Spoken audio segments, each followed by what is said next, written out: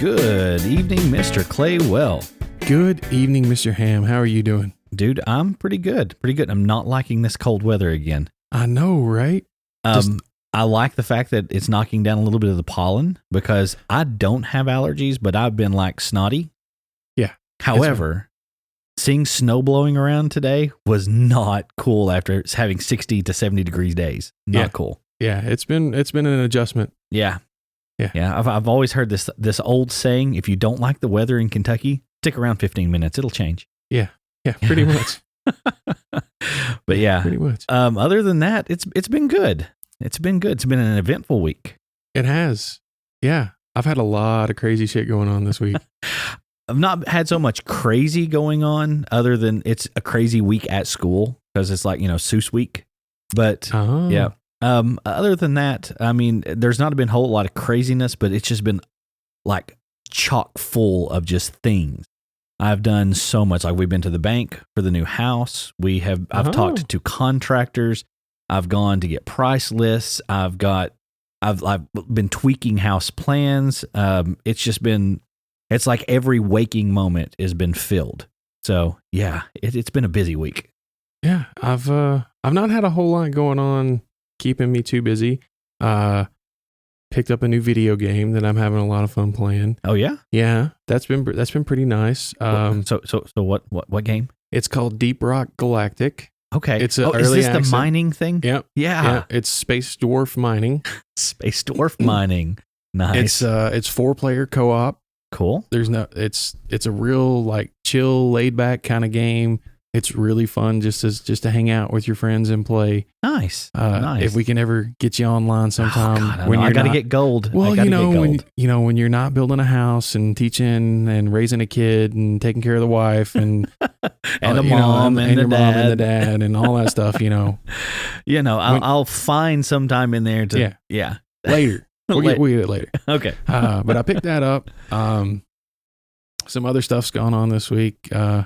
So after our last episode, since our last episode, rather, I guess I should say, spent a lot of time in the behind the scenes stuff that I do here. That all the lovely people out there never have to worry about. I've upgraded some of our equipment. Yeah, I'm trying to work on some of the background process to kind of improve that a little bit. Streamlined a little more and make it a little simplifies easier. it. Yeah, make it a little easier on me to get the editing done. Hopefully, we'll find out tonight. And so the other night, though, I was working on that, and I tend to really focus in when I'm performing a task. Right. I get really zoned in on that task. And before I knew it, it was late, and I hadn't eaten yet. Ah, yeah. And I stopped for a minute to rest my eyes, because reading a lot on the computer screen, and my eyes started to get kind of tired, and I took a break for a second, and then I realized, man, I'm really hungry. What time is it? Holy shit. It's almost 10 o'clock at night. And I haven't eaten anything since like noon. Dude, you can't go into town here either and get anything hardly. Well, they like roll the sidewalks up even at like 9 o'clock. Well, that's exactly. So it was right around 10. Right. So I leave and I'm thinking, Taco Bell still be open? Yeah, Taco Bell's open till like 1. Yeah, they're typically like midnight or later is their big thing. That's what it says on the building. Right. I roll up to the door. The drive-through was wrapped halfway around the building back out to 27. And I was like, fuck, I don't want to wait in the drive-through that long. So I parked. I go in the lobby. Door was open. Yeah, there's people sitting in the lobby eating. The door was open. I walk into the lobby. I go up to the counter and stand there. So this is at like you say, like 10 o'clock at night. Right at 10, yeah. Okay. And I roll up to the counter. I'm standing there, and there's people behind me in the lobby eating. And a couple of people that work there walk by. And I'm standing at the register. And another person walks by, and I'm still standing there at the register. And finally, a lady comes up and was like, "Can I help you?" I'm like, "Yeah, I'd like to place an order, please." She goes, "Oh, honey, we're closed. You got to go through the drive-thru." And I'm like, "Well, obviously you're not. I came in." Right. And she goes, "Well, there's no money in this drawer. I can't take an order here. You'll have to go through the drive-thru." And I was like, "Well, that's about stupid." Okay. So I left. I don't know. I guess. Okay. So I can imagine. Yes, their restaurants have like a lobby time, and then they have like their drive-through time. Right. But they should either post it or shut the door and lock it or something. But I guess too, something you said, there were people in there eating. So would they necessarily lock it so that way people couldn't go back out? Or hey, I don't know. If I can get in the building, they should serve you, right? I should get food. Right. That's the way I look at it. Right. Especially because I'm hungry. So they refused my service, and I'm like, I'm not sitting in this drive-thru. It's not moving. I'm not sitting here for 30 minutes to get some Taco Bell. Right. So you're like, heck with this. So I jump in the car. Like, where else can I go? I take off southbound on 27. Where else can I go? Next roll up I see is Culver's. Okay. I was like, sweet, Culver's. All the lights are on. People are in the lobby. Roll around the drive-thru, and the sign was off. And I was like, oh, shit. Like the drive-thru sign? Yeah, just the drive-thru sign. The sign out front. Everything all was the on lights there. in the lobby, all the parking lot lights, everything else was on. When I get all the way around behind the building, the sign of the drive-thru was off. They saw you coming. And I sit there for a second. Nothing. I said, hey, excuse me, are you guys open? No, I'm sorry, sir. We're closed. Damn it. So I put the car back in drive, rolling up the road a little bit further, and I'm like, man, there's nothing else up there that's different. It's all going to be the same shit. It's all going to be closed. You could, no, I can't say that. Could have hit White Castle. I didn't think about White Castle. I forgot about White Castle. Honestly, I just forgot about it. And I didn't really want to go that far. Right. I was just like, I just wanted to run out, grab something, go home. True. So I flipped a U-turn, start coming back towards the house. First restaurant I see, Bojangles. Yeah. All the lights are on. There's people sitting in the lobby eating. Roll around in the drive-thru window. Like as soon as I roll my window down, I'm sorry, sir. We're closed. Time. Nope. They didn't. Their little sign didn't do that. Nope. It did not say it's bow time. I rolled the window down and it said, I'm sorry, sir. We're closed. Wow. I was like, you've got to be kidding me. I roll out of the drive-thru and I'm like, well, I'm headed back north now. I was like, I'll just go to fucking McDonald's. It's 24 hours. The drive-thru's got to be open. Get a couple of McDoubles and go home and call it a night. Right.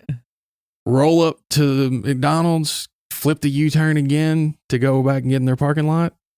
Orange cones blocking off the entire fucking parking lot. Oh my gosh. Buildings shut down and everything. I know they're doing this reconstruction, this remodel. Yep. But now they normally have been keeping the drive-thru open. Nope. Closed. Wow. So I said, screw it. I'm going home. So it was a pack of ramen, huh? I made a turkey sandwich. That's actually probably better than anything you would have got out there anyway.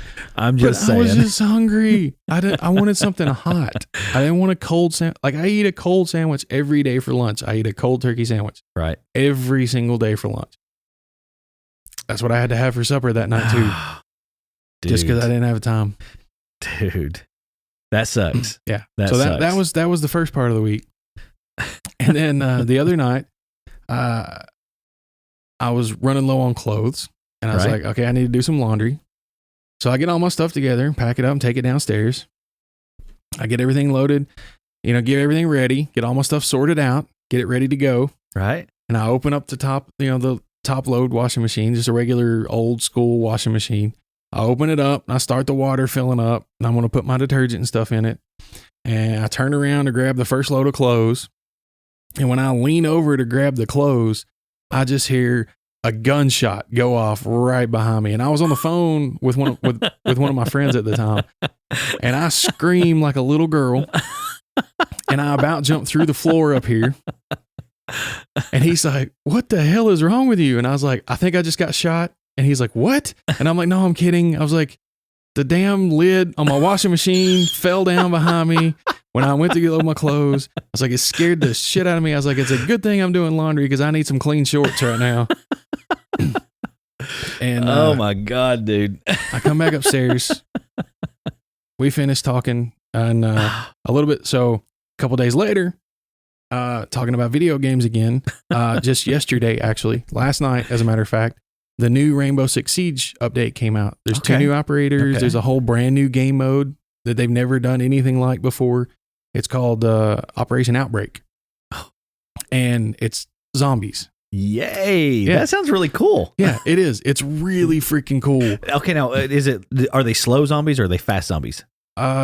Yes. Both. There's 5 different types of zombies. Cool. I think. Awesome. And so some of them are just kind of what they call grunts. Yeah. And they're kind of fast. Oh, okay. Yeah, they're kind of fast.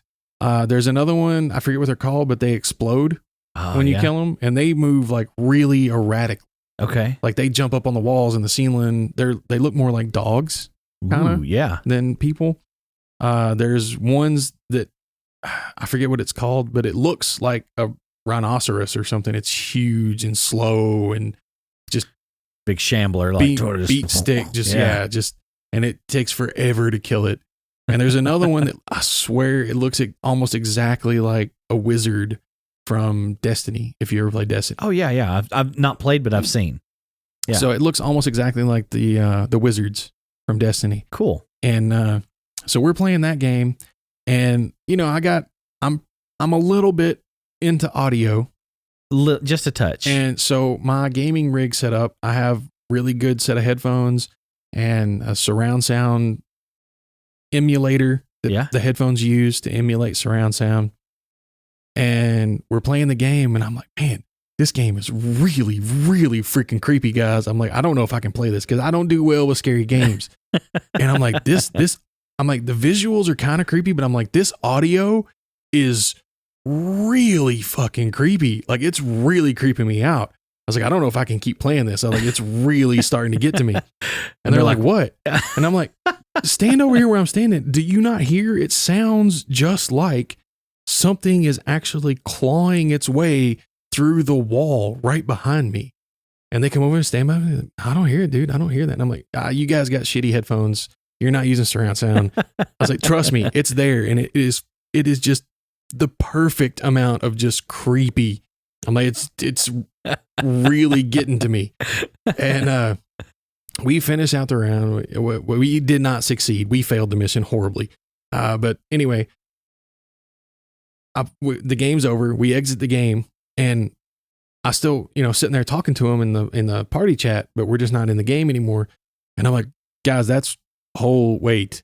And they're like, what? And I'm like, I can still hear that noise. Like, it's not, and I pull my headphones off and I've got them on like a microphone, and I'm like, it's not in the game. Like, it's like, there's something clawing through my wall. Like that's in my house. I'm like, there's something actually in the wall, like right behind me right now, scrabbling around. Like, I can fucking hear it. And they started dying laughing. But I about came out that couch and straight to the door, because I was like, there is something done coming through this wall and going to eat my brains. And oh, dude, wow, you've had a hell of a week. I'm not needed to hit the gym too much. I got my little fitness tracker back, and my heart rate's been elevated several times. Yeah, most of the week. Yeah, I've done a good job of getting my cardio. Oh my goodness, in the zone, dude. That's pretty wild. So yeah, that's been my week. Oh yeah, so I don't have anything even close to any of that, dude. Like I said, my week has just been chock full of just tasks, just one after another. We went to the bank on Monday, talked to the loan officer about getting everything for the house. We're wanting to break ground on it here in the next probably 3 to 4 weeks. I would like to do it right around the 1st of April, but we may have to push it back a week or so. Oh yeah? Yeah, I mean, it's just a matter of getting everything together, lined up, getting the person digging. And how does the weather affect that? Well, I mean, initially you're looking at just excavator, just for, dig the basement and stuff like that. So, right, but like with all the rain and stuff we've had, would that? It shouldn't affect, like a track hoe or anything too much. I mean, they can go in, they can. Well, yeah, but I didn't know if they were digging a hole if you just wind up with a big pool. No, realistic. Well, I mean, that's. I didn't know. I don't know how that works. I don't know the way. I know if there's grass there, the water will puddle on top and run off. But if they're digging a big hole, it's just going to stand. Basically, I'm going to end up with a swimming pool, right? Yeah. Well, I don't know. That's actually the way the land lays. It's we're cutting like straight back into like I don't want to say like. I don't know. It's like a little rise, like it stays level from the road back about 30 feet, and then it rises about 12 feet, and then it levels back off again. So we're just going to go straight back into that. Okay. So realistically, if rain or something like that comes in, the whole front's going to be open. So it would just come out the front, back across the road. Yeah. Okay. Yeah, down to the creek, and it's gone. Okay. So getting the excavator in there to go ahead and get basement dug and all that kind of stuff though. Getting all of the paperwork into the bank. I mean, I thought I had everything together. like the loan officer, he says, hey, yeah. He's like, you ever seen a television infomercial? But wait, there's more. I said, he's like, this is a really good house plan. You've got the lumber package and it looks like the roof and all that. So where's the rest of it? And I went, oh, wait, what? He said, yeah, like, so I need everything. And I said, what do you mean everything? And he says, listen, we need, like, how much is brick going to cost? How much is it going to cost to do your septic? How much is it going to cost to do, like, how much are the shingles going to cost? He ran this list, this gambit, just, and I was like, I've got some homework to do. I said, right. Can you give me about a week? He goes, yeah, you just bring it to me. I said, how quick is the turnaround on this once I get you the info? He said, you get me all the info, I can have something laying on my desk here in front of you in 48 hours. I was like, okay. Oh, that's actually pretty good. Really quick. So, yeah.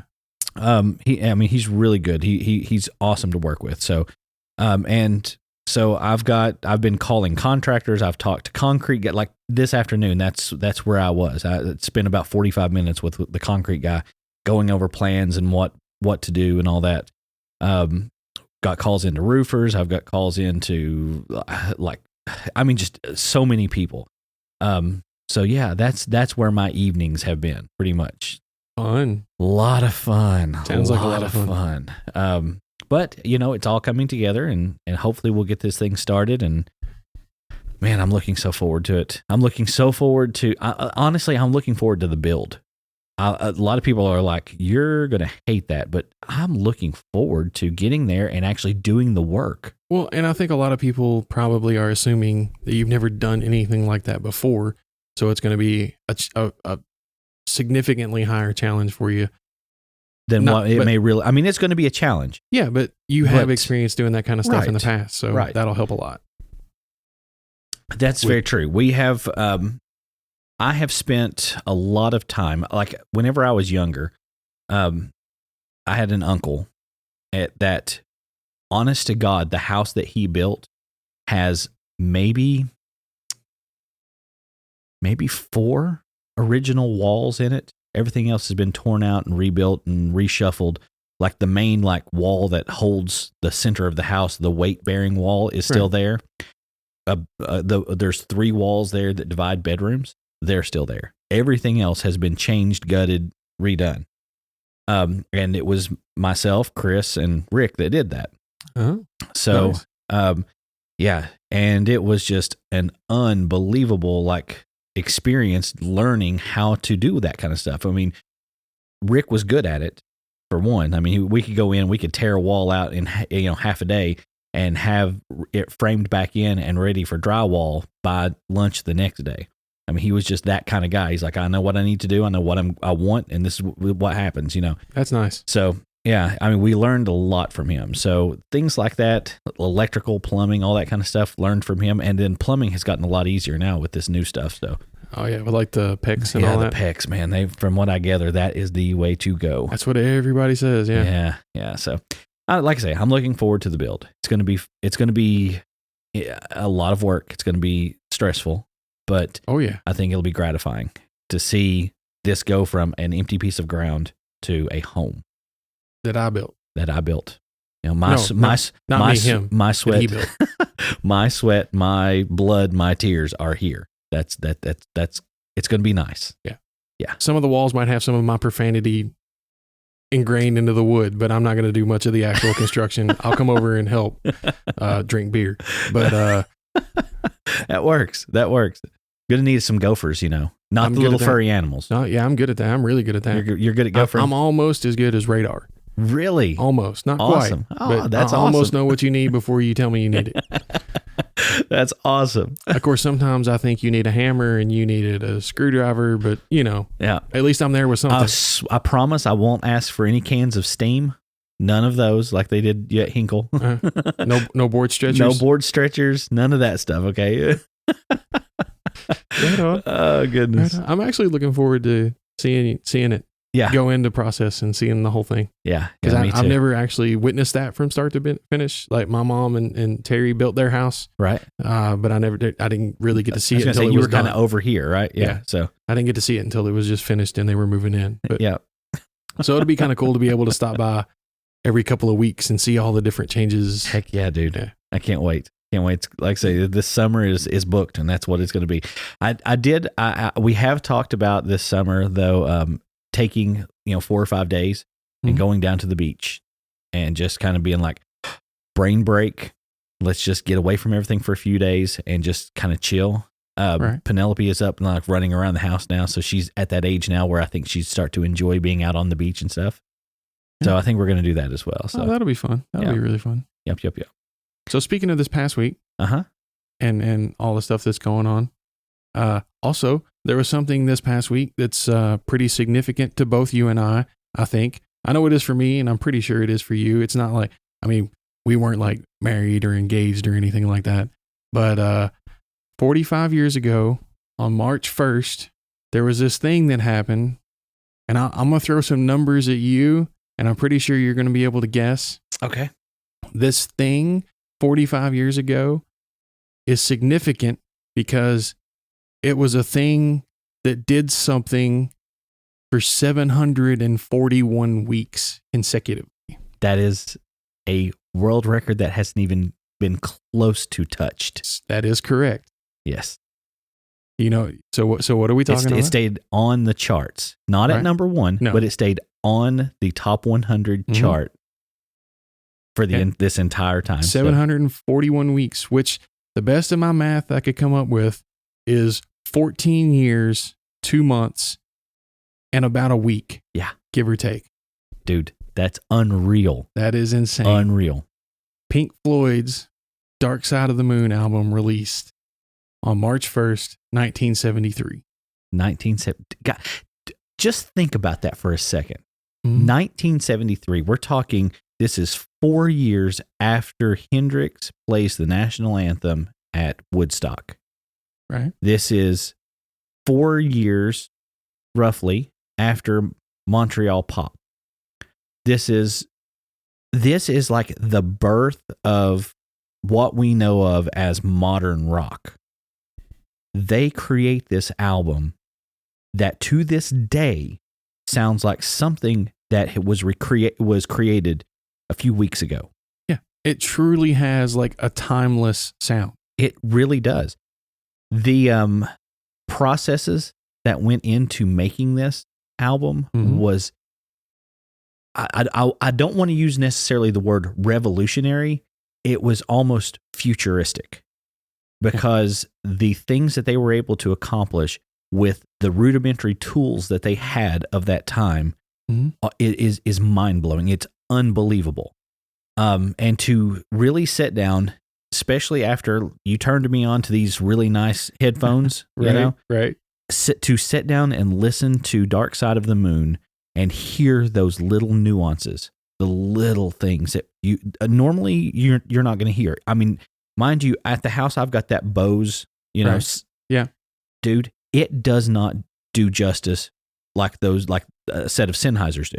Yeah, the small things that are lost.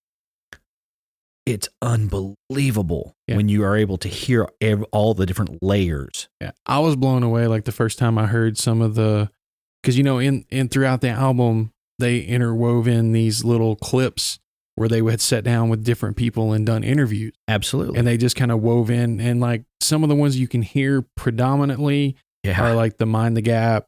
There's no reason to be afraid of dying. Yeah, I forget exactly what he says, but there's no. I'm not afraid of dying. Why should I be? There's no reason for it or something like that. We've got to go sometime. Yeah. Yeah. But there's a lot more than just those laid under. And if you can really get a nice sound system, a good set of headphones, a really hi-fi system, you can start picking out a lot of those other little things. Absolutely. And then some of the layered tones that they did can really pop out. Yeah. Yeah. It's one of the things that blew my mind about this album. And I am a Pink Floyd fanatic. So, I mean, to me, there is no band like Floyd. But years ago, VH1 Classic did these shows called, it was a classic album. And they were typically 30 minute to hour, depending on the album, these little shows, and it would go behind the scenes. It would talk to the artist. It would show some like video of whenever they were recording or what have you. And it had, of course, at this point, whenever that show was made, Waters and Gilmore were not talking to one another. They were definitely on the outs. Right. And well, Waters wasn't talking with anybody else in the band. True enough. And since then they've actually, I don't want to say that they have made amends, but they have actually been on stage together a few times without strangling each other, without killing one another. Actually played some good music. Right. But while they were filming, or while they were creating this album, while they were recording, there's one track that they have there, and it is "The Great Gig in the Sky." It's after the first song, which is "Breathe," and it has a synthesizer, and it's just kind of a oh yeah. Okay, so it has this synthesizer, and David Gilmour, like while he was doing his interview, he's like, "All right, this is how we did this," and he just took a synthesizer and he said, "This is that tone," and he went do do do do do do do do. That was it. He said, what we did was we recorded that, and we took and duplicated over and over that one piece of tape, and we spliced them together. Then we took mic stands and put them out across the room and took that one loop of tape and ran it through a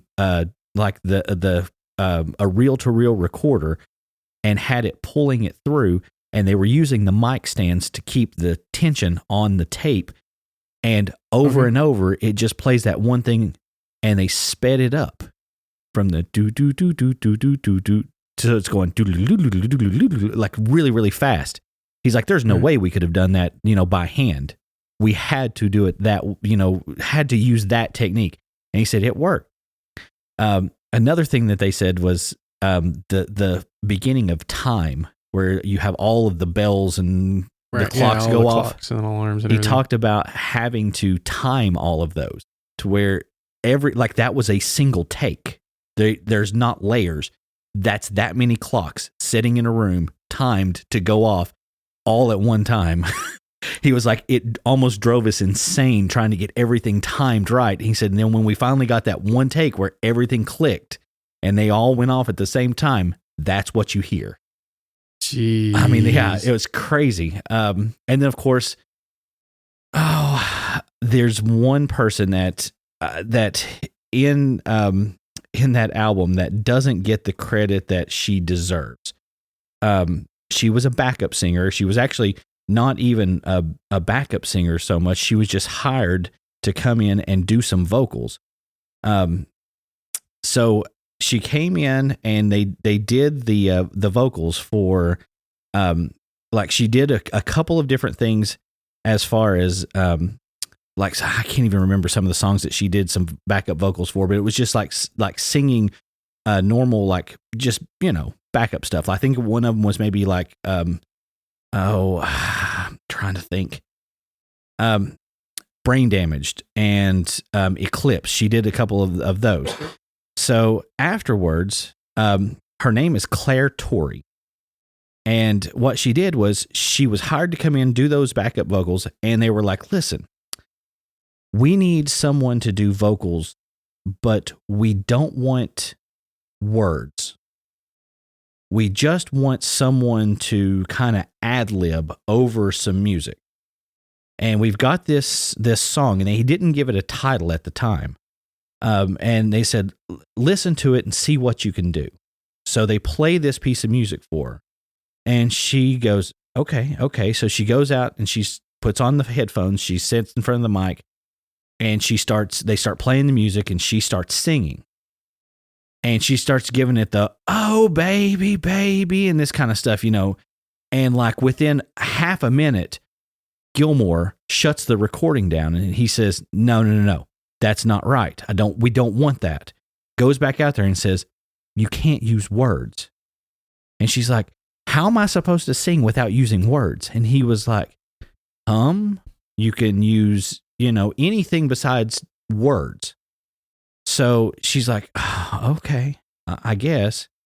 So they start playing this music again, and she starts just screaming and moaning into the microphone and makes it to the end. And he was like, that's good. Do it again. And she's like, oh my God. So goes through again. He goes, I like it. Change a couple of little things. Do it again. She makes it about halfway through the third take and is like, no more. I'm done. And gets up and walks out. Didn't say anything more about it. Was gone. About 6 months later, she's walking down the street, and in this record store in London, they have a big sign on the front window that says Pink Floyd's new album, Dark Side of the Moon. And she's like, oh God, this is that thing that I had to go in there and moan on. I wonder if they even used any of that garbage. So goes in and she buys a copy of the album and takes it home and just kind of lays it off to the side. So the boyfriend at the time, he's like, so when are you going to get a royalty check? And she's like, for what? He goes, have you not listened to the album? She's like, no. He said, you've got to listen to this. It's her vocals on Great Gig in the Sky, Just Before Money. One of the most memorable tracks from that album. And she's uncredited on it. She basically was paid, I want to say it was $75 to come in and do the vocals for that. And like, even since then, she was like, I was embarrassed because what I was doing for that album, I was thinking, oh, this is garbage. This will never, ever make it to a cut on the album.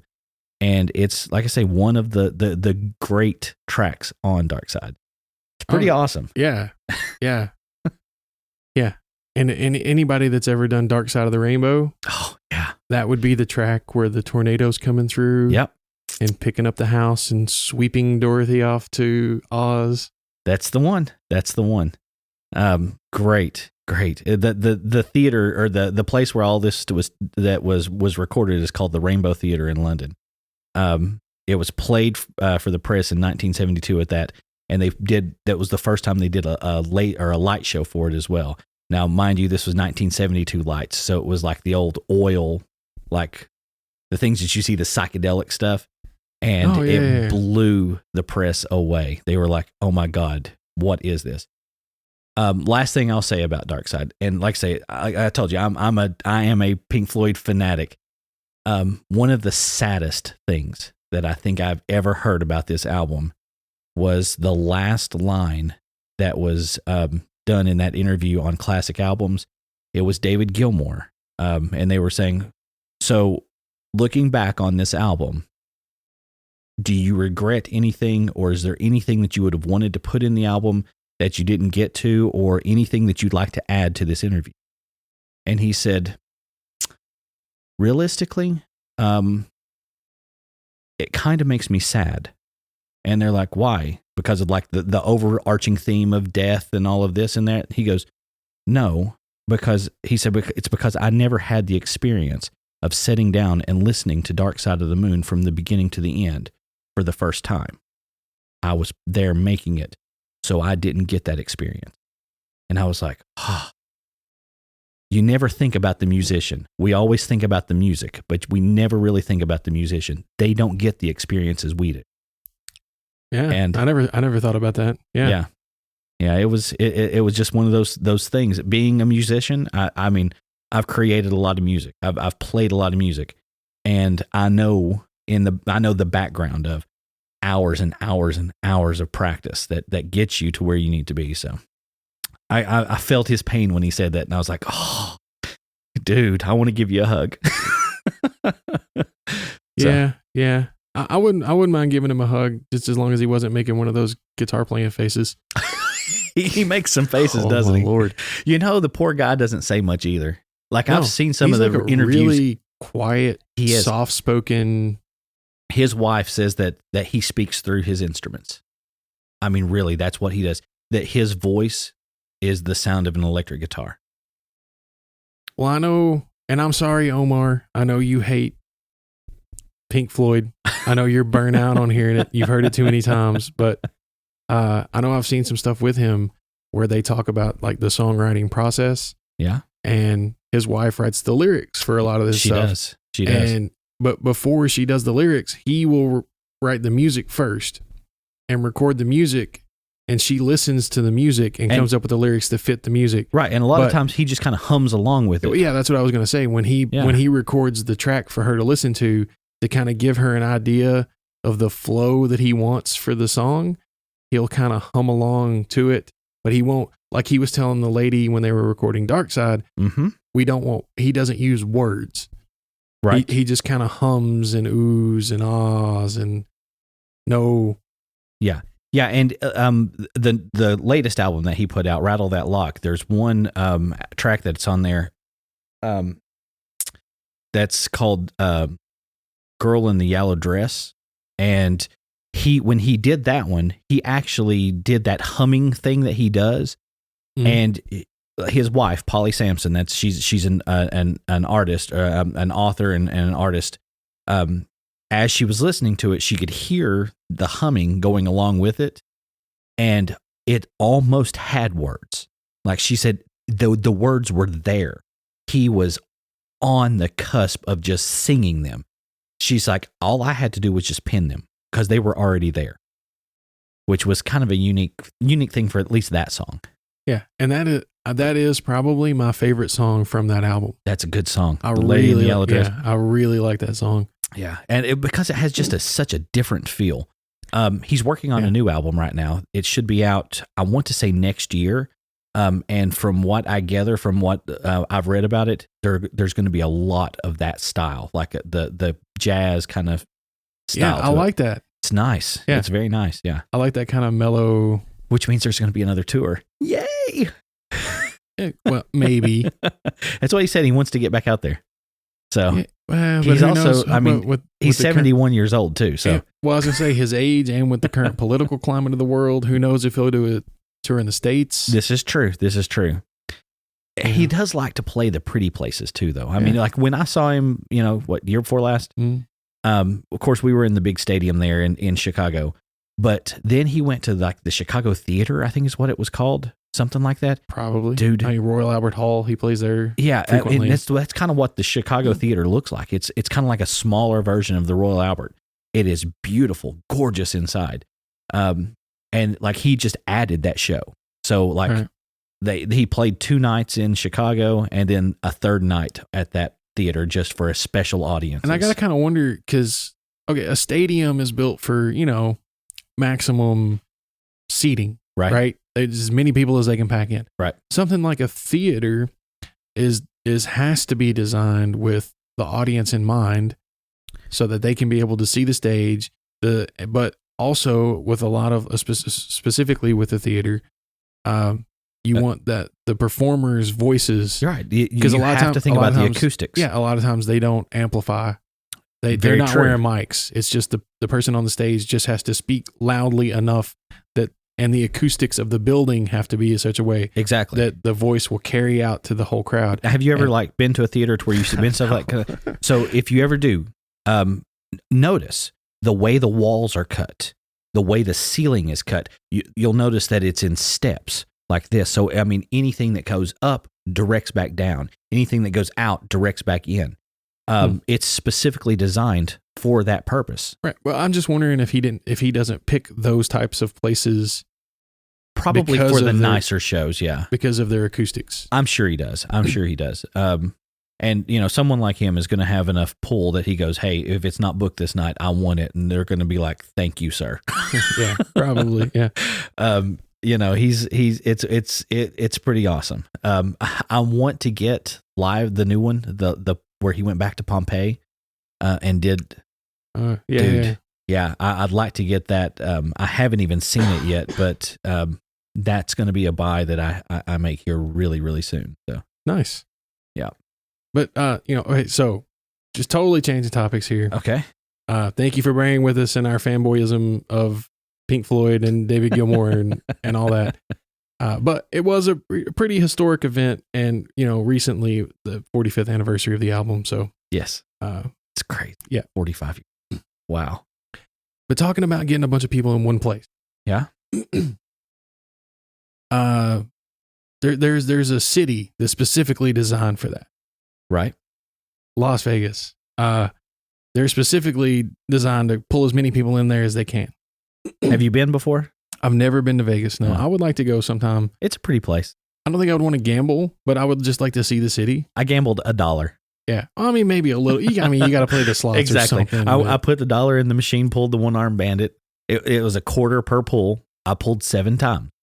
Hey, you won a little bit. I won 75 cents and then immediately spent it. So I was like, hey, I gambled in Las Vegas. Good job. You probably stayed somewhere in Vegas and stayed at the Mirage. And you probably didn't, when you think of the quality of the room and all of that you got compared to where you would be, say, somewhere in Chicago. Right. You probably didn't pay a whole lot for the room. No, I want to say we were there 3 nights, either 3 nights or 4 nights. Total package for the room was $500 right at it. And the room was nice. It was on like the 20-something floor. And it was probably like a suite. Yeah, it was nice. Big room. Yeah, you probably had like a couch and a TV and a bed and not just a bed and a bathroom. Right. Yeah, it was a nice room. Some of the casinos out there, let's just say, well, I'm gonna tell you a story here.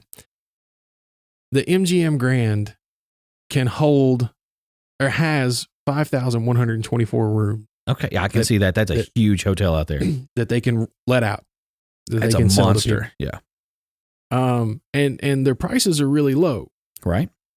So how exactly how does that work? How do they have this big huge building that's only made to hold people and they rent them out dirt cheap? Like, how does it work as a business? They want you to get down there and gamble. That's where the money comes in, because the whole gambling, the casino floor is set up for the business, right? I mean, you're playing the odds, and it's always in the favor is always in the house. The house always wins. The house always wins. Even if you're winning, the house is still winning. Yeah, because you're winning, but there's the 150 people that are sitting around you are losing. Right. So yeah, that's where the money is made. So it's like subsidizing. Yeah, pretty much. Yes. You got a bunch of people in there losing, subsidizing your winning. Absolutely. Yeah, that one guy that wins 100,000 is a drop in the bucket compared to the 10 million that these other people are spending. Okay. So what do you think would be the cause of the worst time frame, the worst week that a casino, the MGM Grand specifically here? If I were just guessing? Yeah. What would cause their worst week ever? Oh,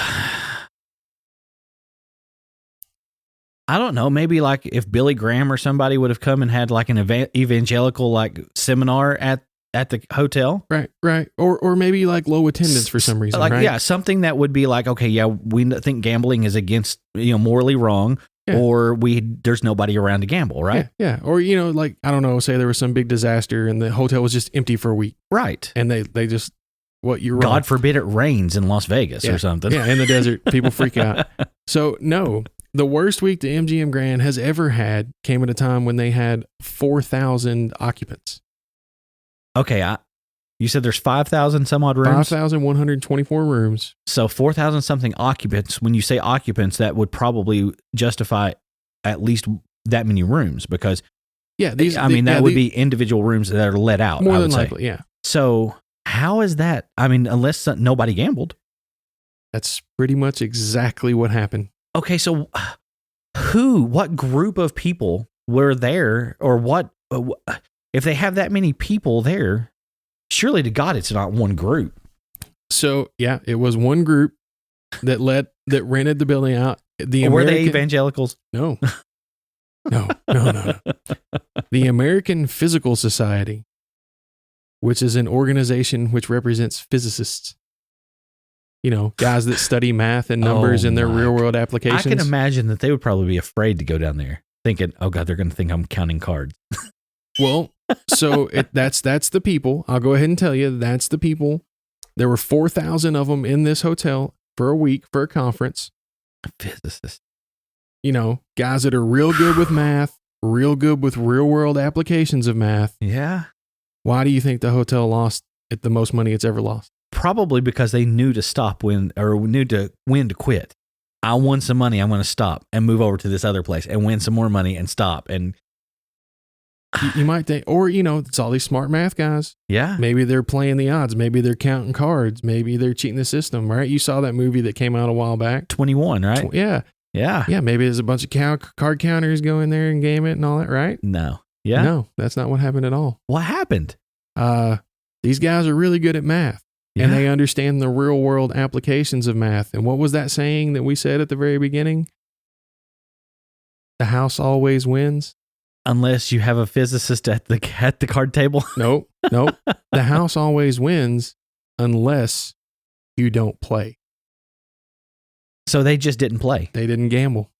Oh my God. So MGM pretty much ate a week's worth of yes, sir. rooms and nobody on the floor playing the game. Oh my Lord. Mm-hmm. Yeah. I guess that's a lesson learned. Huh? Yeah. For some reason, they had a hard time finding a hotel to host them the next year.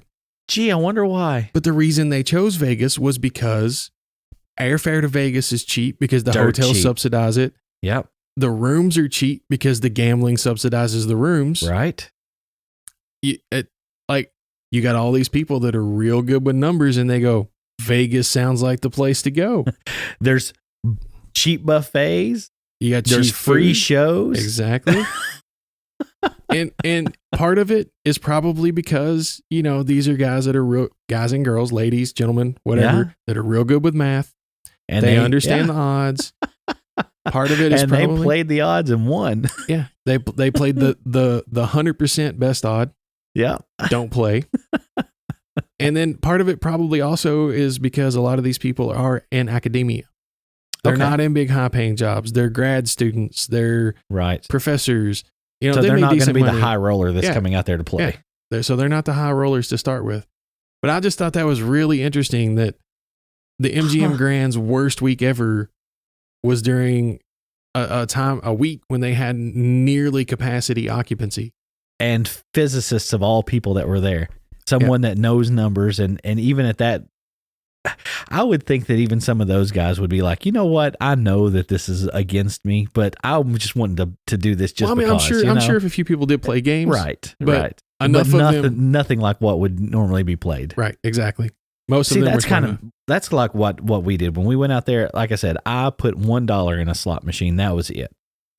We didn't go out there to gamble, myself and Ashley. We drove out. We wanted to do the whole drive out west. And when we got out there, we got to Vegas that morning, was like, you know what? We've been traveling 800 miles a day for the last 2 or 3 days. It's just another 250 miles on over to LA. Why don't we just go and see it? So we drove there and came back that same day. But we went for the shows. We went to Cirque du Soleil while we were out there. We went to Madame Tussauds, the Wax Museum. We went to Circus, and saw all the circus shows. We went to, of course, the Mirage has all of the things that they do with the volcano. The Bellagio's there with the water fountains and all that. There's street magicians. I mean, that town. There was at the Hilton. The whole Hilton game floor was Star Trek themed, and they had Klingons and stuff like that was walking through. So they were having a con. It wasn't a con. It was because it was specific to that, and it was that way all summer. Oh wow, it was awesome. Okay. Yeah, so they do specific ones, they do ones just for Star Trek, and just they had the Starship Enterprise 40 feet wide that was hanging from the ceiling. It was huge. Wow. It was. We got to walk through the Venetian, and I got to see $1 million. It was really a cool town to go visit. But I'm telling you, I would not go there and gamble because there's way too many other cool things to see than to sit there and watch a machine and just feed it. But my money. I knew where my money was. It was doing interesting things and having good experiences rather than giving it to the casinos. But I got to get that fix, that quick high that I won. Yeah. See, that doesn't really do anything for me. And Ashley either. She's like, yeah, I don't know. I don't think. Yeah, so. I'm the same. Now, my mom, on the other hand, if she ever went to Vegas, we'd have to like she'd have to sell the home, sell the house. I mean, she's one of those people that she'd be like Clark and oh God, she'd lose her shirt. But I'm telling you, she's also one of the luckiest people I've ever seen. Really quick little funny story. Mm-hmm. Not the last cruise, because I think you and I went on the last cruise together, didn't we? I mean, I went on one with you guys, but I don't know. I think that's the last time that we went out. Okay. So it was the cruise before that. Mom, we had to walk down to the dinner, to the diner. We had to walk by the casino to get to the diner. Okay. So on the left-hand side, you walk down and there's like all the little photographers set up because everybody's dressed and all that kind of stuff. Right. On the right-hand side, you can walk through the casino to get there. So Ashley and I go to the left and we walk down by where the photographer's row is. Mom walks to the right and goes into the casino. In the time it took for us to go from one end of that floor to the other, where like entrance to exit of the casino, Mom came out the other end and she was like, I won $50. And I was like, what? She goes, yeah, I won $50. I was like, all you did was walk through. She's like, yeah, I know. I stuck my little card in the machine and pulled it about 4 or 5 times and I won $50. So she's like Rusty from the Vegas Vacation. Dude, she is so lucky. So lucky. She goes and plays bingo occasionally. She never comes home with less than $500. She goes and gets the little pull-offs, the little pull tabs and stuff like that, wins money on those things like crazy. She's one of those people that is so lucky when it comes to just gambling and those kind of like chance games. I don't know how I didn't get any of that. My goodness, none of it. Well, she kept it all. That's why. That must be. That's why. I did win $7 on a lottery ticket the other day. Well, congratulations. That's the highest I've ever won on a lottery ticket. I take the physicist stance on that. I don't play. I just don't play. I don't do those games. Yeah. I mean, you definitely know you're not going to win, but you definitely know you're not going to lose either. Exactly. I'll take the guaranteed not loss over the possible win. Yep. Yeah. That's pretty crazy, though. I wouldn't have thought that as far as physicists and stuff like that at the MGM. Wow. Yeah, that's a little crazy. And so changing topics again. Okay. A history-related thing. Recently, we're just coming out of the Winter Olympics. In Korea, South Korea. Yeah. And we did the United States. We did okay. We did pretty well there. We 9 medals overall. What was it? We won 4 gold. Well, I know we won the cross-country women's gold. They won, the U.S. men's won the curling, right? Yes, they did. And that's Put the only curling two I know. on the map. Yeah. Well, I don't know. For whatever, like at the last Winter Olympics, curling just blew up all over the place. Yeah. And it was like everybody was freaking out about it. Yeah, dude, it was on one day. And like I was looking just through the channel list and I saw it and I was like, have you guys ever seen this? And Mom and Ashley are both like, I don't even know what that is. So I was like, oh, you got to watch this. So I turned it on and I kid you not, they push the little thing and the guys go down with the brooms, and they're like, what are they doing? And I was like, I don't know, but it's funny. It looks like they're like sweeping the floor, getting it. Well, they're clearing the ice and making it smooth and getting it good and slick. And it heats up the ice a little bit, so it melts it just enough to get it to slide real good. And then they can do one side or the other to get it to turn one way or the other. I mean, it's really interesting to know the physics of it. But it's funny. But it's hilarious to watch. Yeah. And so this year we had the Winter Olympics, and the story, congratulations to all of our athletes that performed. Right. Win or lose, we're proud of you. Thank you for going out there and giving it your all. So here's our breakdown: 9 gold, 8 silver, and 6 bronze this year. That's pretty good. That's not bad. That's pretty dang good. Yep. The story though that caught my attention from the Olympics this year harkens back to a movie from the 90s that I loved it. I think a lot of people really liked it. It's just one of the, it's a case of life imitating art, imitating life. Yep. 1993, when this thing came out. So in 93, this movie comes out called Cool Runnings, and it's about the first ever men's bobsled team from Jamaica. Yes. And it was hilarious. It had John Candy, Dougie Doug, and a few other people who I don't remember their names because I'm bad.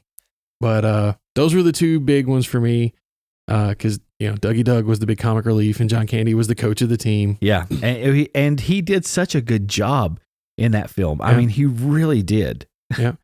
And they go and they do their best and they, all that. But one of the big things in the movie was they had a problem getting a bobsled. Right. And they had a lot of trouble trying to find one that was up to par for the current Olympic standard. And dude, the one that they end up with in the movie was junk. Yeah, pretty much. Oh my God. They had to put it together and it was just, ugh. So that's a movie. Yeah. And that was about the actual 1988 Jamaican men's bobsled team. Right. Cut to 2018. We have the female Jamaican bobsled team. They go to South Korea. They're ready to compete. Their coach, under certain circumstances, which I'm not exactly familiar with the entire story, is dismissed / leaves the team. Really? And I'm pretty sure she was fired because she basically said, "Oh yeah, screw you guys. I'm taking my sled and going home." Oh. So they had to come up with a sled. Yeah, the coach took their sled from the Olympics away. Oh, that's just low. You got the women's Jamaican bobsled team in South Korea with no sled. So what did they do? I'm not exactly sure what I'm a bad host, ladies and gentlemen. I did not do the full research to find out what happened here. They did get to compete, right? They did get to compete. Okay. I'm not sure if they got another sled or if they borrowed one or if they bought one. But what I did think was really funny was pretty soon after this happened, what is the name of this? Red Stripe. Oh, the Red Stripe beer. Hooray, beer. Those guys, yeah. They tweeted to the Jamaican bobsled team, which was at Jam Bobsled. And they said, "I got to do it. I'm sorry. I got to do it. No bobsled, no problem." I love it. If you need a new ride at Jam Bobsled, put it on at Red Stripes tab. That is so awesome. Go Red Stripe. So I don't know if Red Stripe beer actually ponied up and bought them a brand new sled.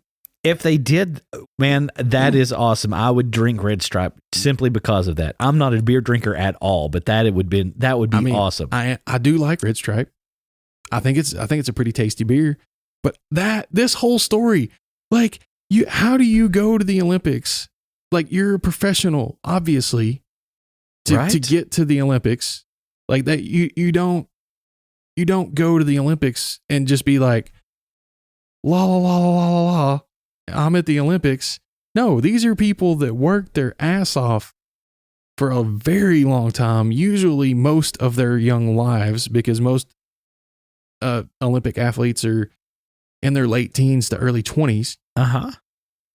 So they've dedicated a very large percentage of their life to pursuing their chosen activity to get to an Olympic level.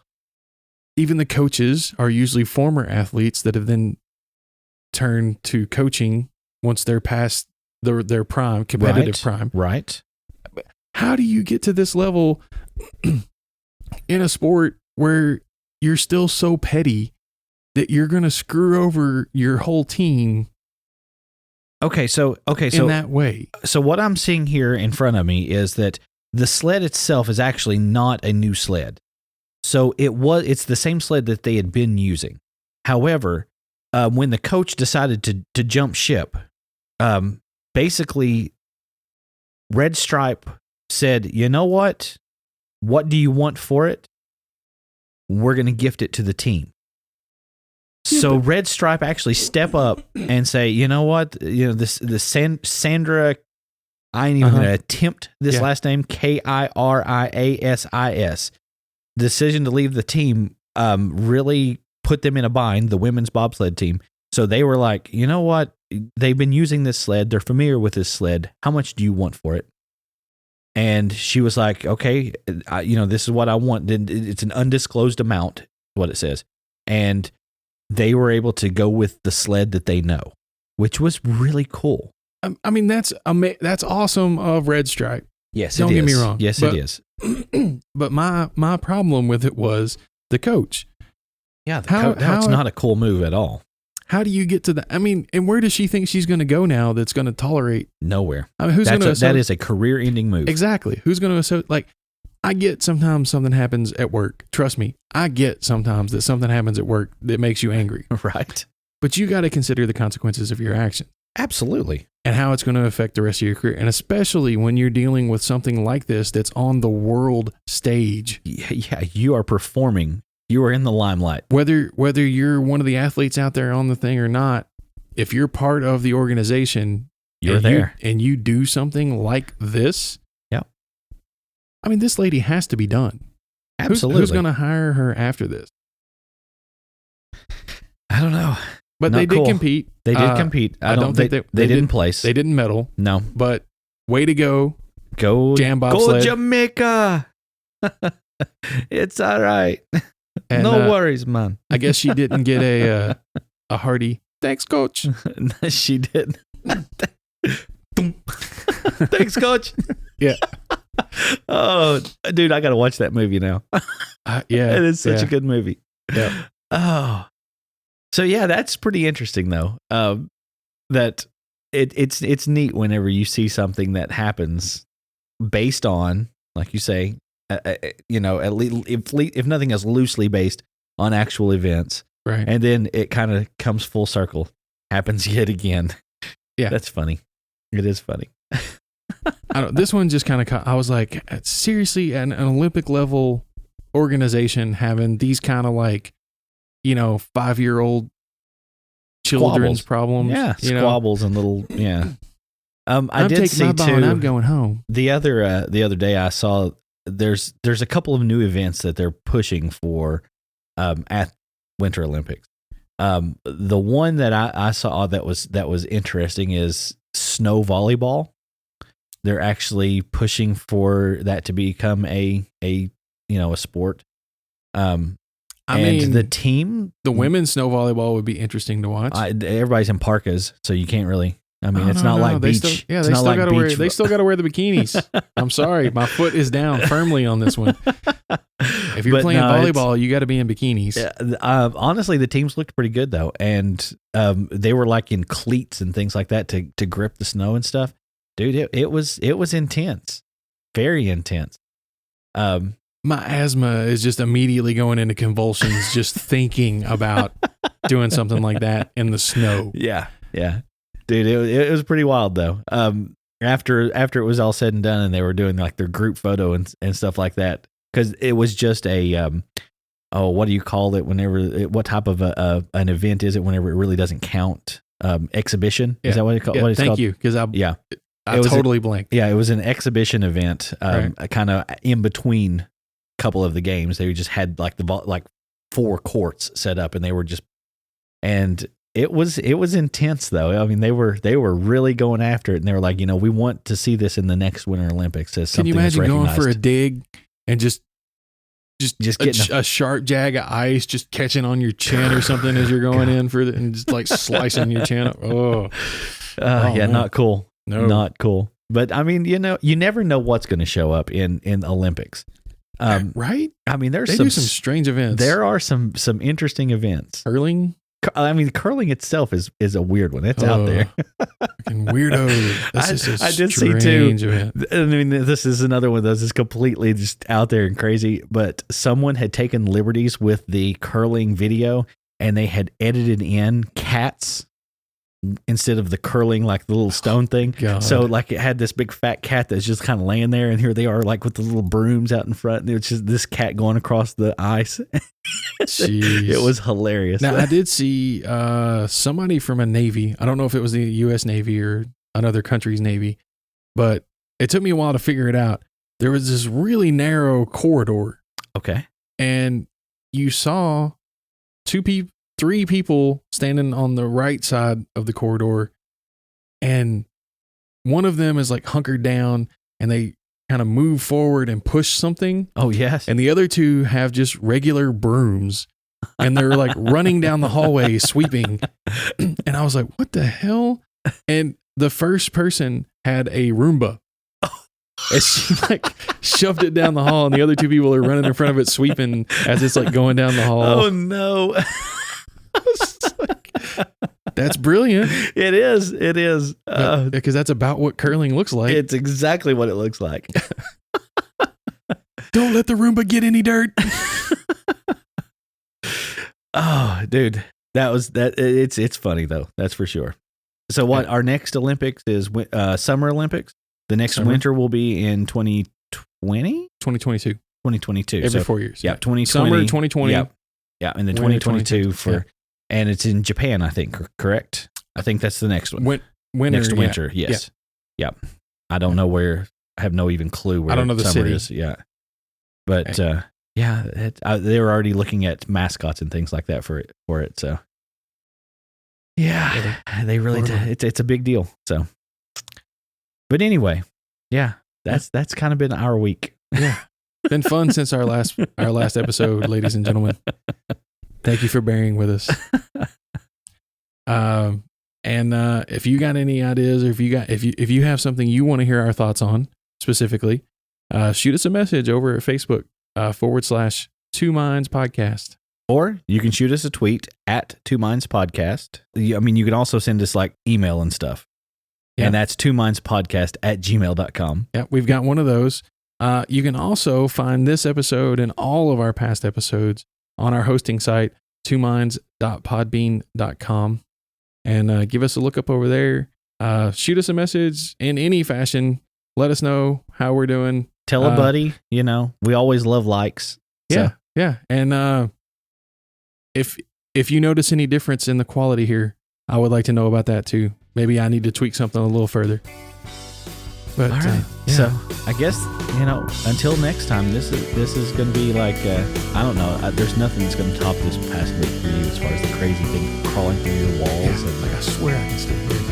Dude, I've heard it 2 or 3 times while we're here. Yeah, I can hear it like in the wall right now. You've got this on.